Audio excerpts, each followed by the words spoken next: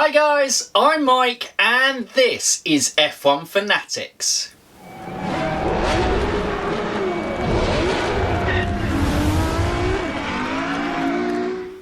Welcome back to a special video today, and I think during this corona break I'm going to make it a little series where I watch a motorsport movie, preferably within the F1. So if anyone wants to give suggestions on what you want to watch and see me review next, then obviously do so.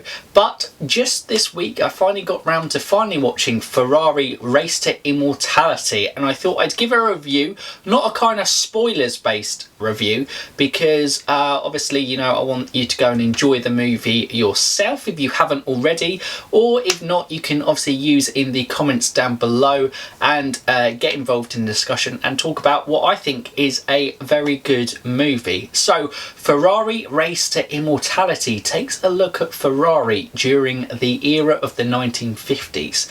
It is a movie that is kind of pretty much all based around historic footage that has either been restored or from actually at the time.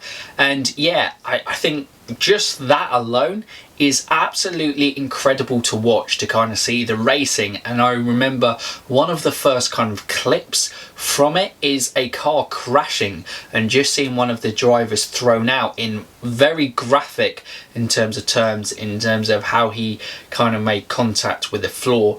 And I think this movie is absolutely brilliant for highlighting the dangers and the real kind of, you know, blasé way they went about life in terms of, you know, the risk that motorsport is. You know, it was very much, I think the stat from it was during the 1950s 39 drivers lost their lives during that time, which, you know, is absolutely incredible to think. You know, we are devastated losing Antoine Hubert last year. We are devastated when we lost Jules Bianchi and Ayrton Senna back in the 1990s. But you know, this was almost like it was expected to lose your friends in a crash, and yeah, it was a devastating reality. And the film itself really takes a hard look of that, and in particular how the dangers of the sport really affected Ferrari in the 1950s, and how the grit of Enzo Ferrari, who had built up this powerhouse, this kind of, it was still then in its early stages of becoming a household name, but how he powered and motored through the kind of shining red prancing horse, and how it would go on to dominate, and some of the great drivers it would have raced for them.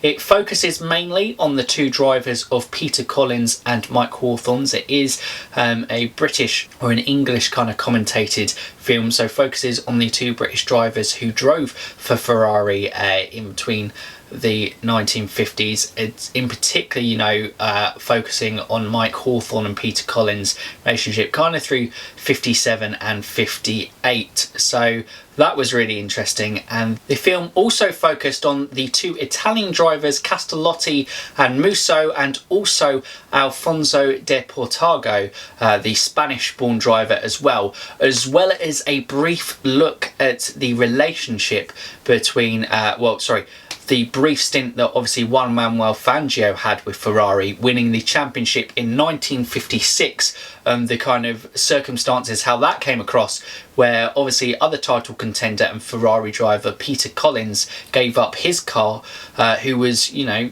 he would have won the race. If he carried on racing, he would have beaten Fangio, but gave his car for Fangio to record his fourth title for, well, not Ferrari, but his fourth Drivers' World Championship. But the film doesn't really have a key kind of plot or storyline. If anything, it is following, like I said, Peter Collins and Mike Hawthorne closely, but basically kind of works its way through the years. And one of the first events through it was that kind of tragic accident in 1955 when Mike Hawthorne was actually driving for Jaguar, and it was actually where Pierre Levesque, the French driver, had that tragic accident that was and still is the biggest motorsport accident in, you know, the history of motorsports.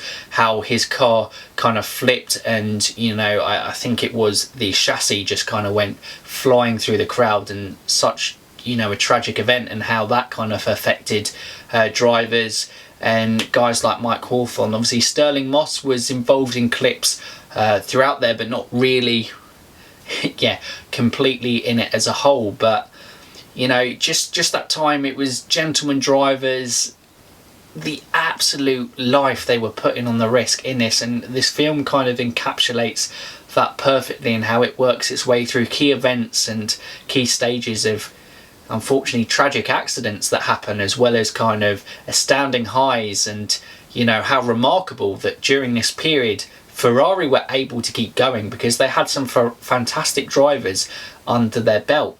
But tragedy really kind of struck them hard in this time. And it was just such an enjoyable is maybe the wrong word to say. It was such an interesting watch, and it kind of really puts perspective on how far F1 has come from the start. Obviously that was the first decade to F1, to now, this is the beginning of the 8th decade of F1, between 2020 and 2030. And it's just very, very much as it kind of stands, it's safety has massively improved, and we're lucky that now that drivers as a whole walk away from their accidents. And the F1 Legacies video released earlier on, looking at Charlie Whiting, he was a massive part in that in kind of the past couple of decades. But F1, it's always been about speed, it's always been about that kind of passion, pushing man and machine to the absolute edge. But back then, pushing to the edge, it might very well have cost you your life. There were no seat belts.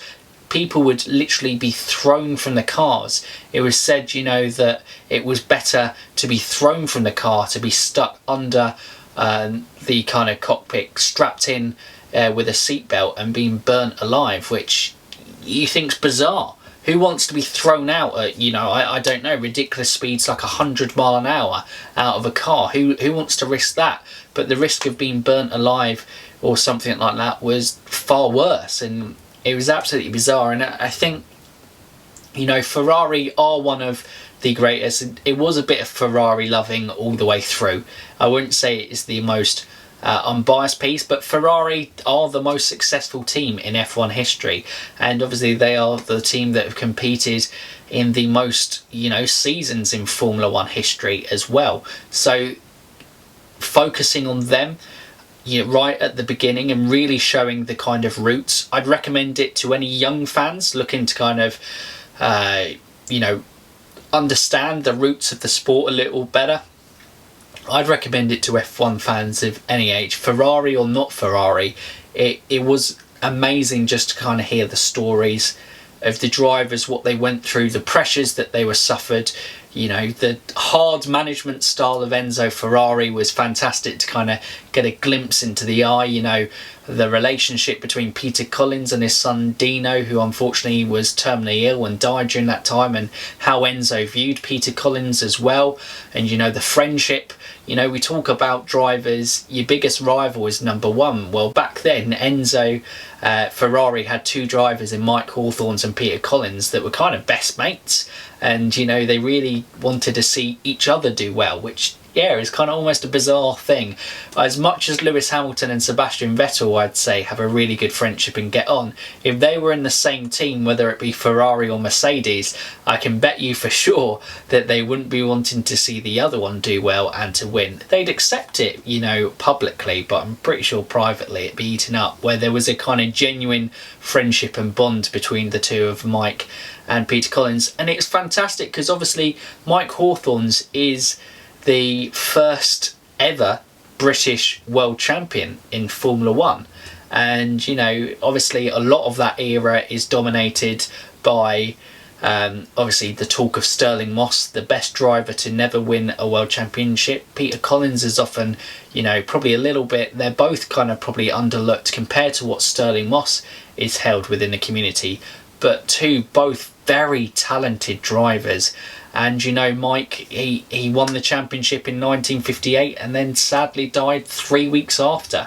And that's maybe why his legacy isn't as kind of for long as it is, because he wasn't able to be around F1 and bask in his glory a little bit too much, because sadly he passed away in a road accident even away from racing. So yeah, it was just a real eye-opener, and just an absolutely, yeah, I sat down and it was just an enjoyable watch. It was a real, yeah, is it documentary? I suppose it's a documentary, because it's, you know, of real life, and it just, yeah, it was a real kind of eye-opener to the history of the sport and the real dangers that every race that these guys went into, and, you know, some of the greats of the sport.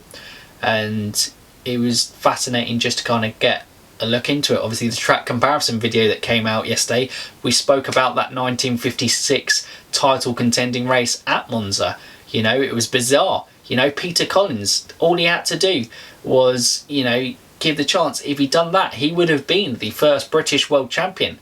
And a sad line from the movie was, "I'm young, I'll get another chance." And unfortunately, you know, in 1958 he lost his life, and probably would have won the championship that year if, you know, he hadn't lost his life there. But I would highly recommend it to any Formula 1 fan about that. First time I've done a movie review. I don't know if you kind of enjoyed that kind of relaxed chat. If you want a kind of a more organised structure, I'm willing to work with you. Obviously in this corona break, it's giving you lots of variety of content of stuff that you might do. So I'm gonna, yeah, try and watch as many kind of these motorsport movies that are out there. If you've got any recommendations, obviously put them in the comments below. Obviously I imagine the kind of ones will be Rush, Senna type of things. I know Grand Prix was a great film action. It wasn't a documentary, but it's film with actual F1 stars.